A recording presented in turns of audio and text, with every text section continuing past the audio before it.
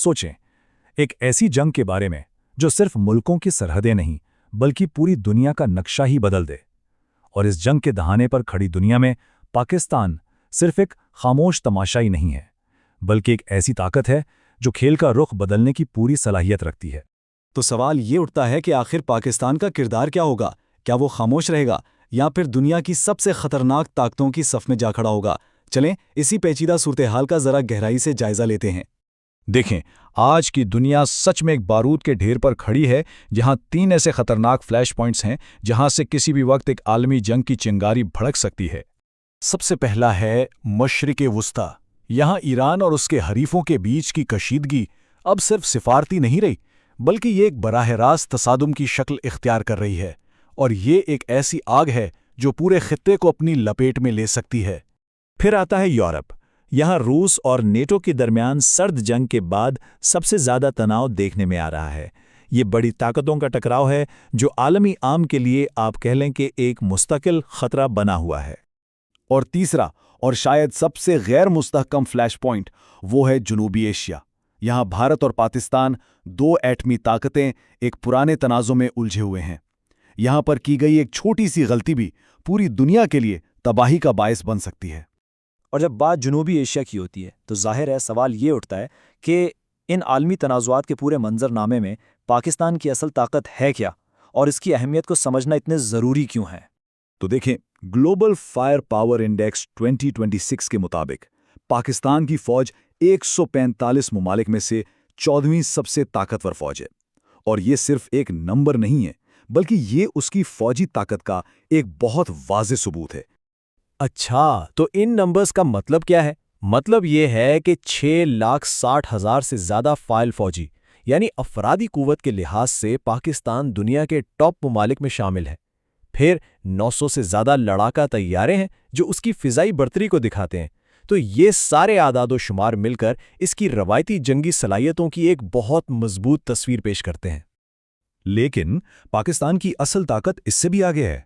वो है उसका जौहरी नज़रिया, जिसे कहते हैं फुल स्पेक्ट्रम डिटरेंस। अब अगर आसान लफ्ज़ों में समझें तो इसका मतलब है कि पाकिस्तान किसी भी किस्म की जारियत को रोकने के लिए जौहरी हथियार इस्तेमाल कर सकता है।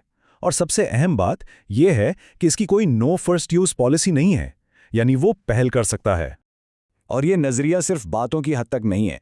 आप देखें, कम फासले वाले नुस्र मिसाइल से लेकर 2750 किलोमीटर दूर तक मार करने वाले शाहीन 3 तक पाकिस्तान के पास एक मुकम्मल डिलीवरी सिस्टम मौजूद है।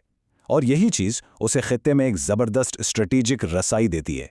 जैसा कि एयर मार्शल शाहिद लतीफ़ ने कहा था कि अब भारत के पास मज़ीद महफूज पनागाहें नहीं रहीं। ये एक जुमला ही शाहीन 3 की स्ट्रेटेजिक अहमियत को बिल्कुल साफ जाहिर कर देता है। मतलब पूरा भारत उसकी रेंज में है। तो इन तमाम सलाहियतों के साथ पाकिस्तान आखिर क्या किरदार अदा कर सकता है? चलें सबसे पहले मंजरनामे को देखते हैं जहां पाकिस्तान एक अमन का पैगाम्बर बनकर सामने आता है। इसकी एक बहुत अच्छी मिसाल अभी हाल ही में अप्रैल 2026 में अमेरिका ईरान जंग बंदी की है। जब दुनिया एक बहुत बड़े बहरान के दहाने पर खड़ी थी तो पाकिस्तान ने ही पर्दे के पीछे सिफारतकारी के जरिए 2 हफ्तों की सुलह करवाई थी। और ऐसा नहीं कि यह सिर्फ खबरों में आया हो। पाकिस्तान के इस किरदार और इसके असरात का तज्जिया दी डायलॉग सोशल साइंस रिव्यू जैसे तालीमी जराइद में भी किया गया है। तो जाहिर है ये इस मंजरनामे को मज़ीद मोतबर बनाता है। लेकिन सवाल ये उठता है कि पाकिस्तान एक मौसर सालिस आखिर है क्यों? वजह बिल्कुल साफ है। इसके अमेरिका, चीन, ईरान और खलीजी रियासतों यानी सबके साथ ताल्लुकात हैं।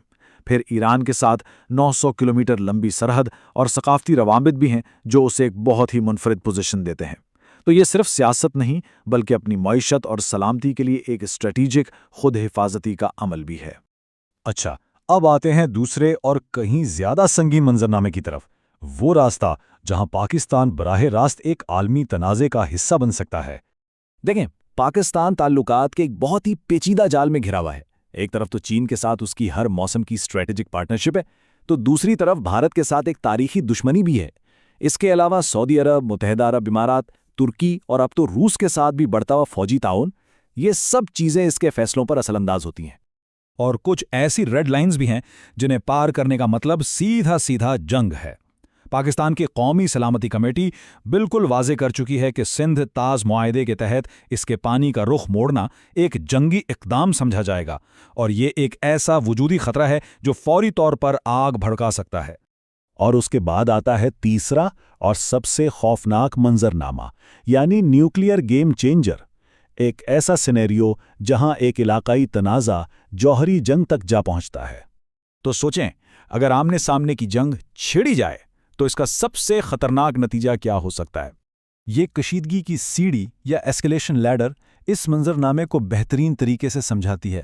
پہلا قدم کیا ہوگا؟ بھارت اپنے کولڈ سٹارٹ نظریے کے تحت ایک محدود روایتی حملہ کرتا ہے۔ اب جواب میں دوسرا قدم، اپنی روایتی فوج پر دباؤ کم کرنے کے لیے پاکستان چھوٹے یعنی ٹیکٹیکل نیوکلیئر ویپنز استعمال کر سکتا ہے۔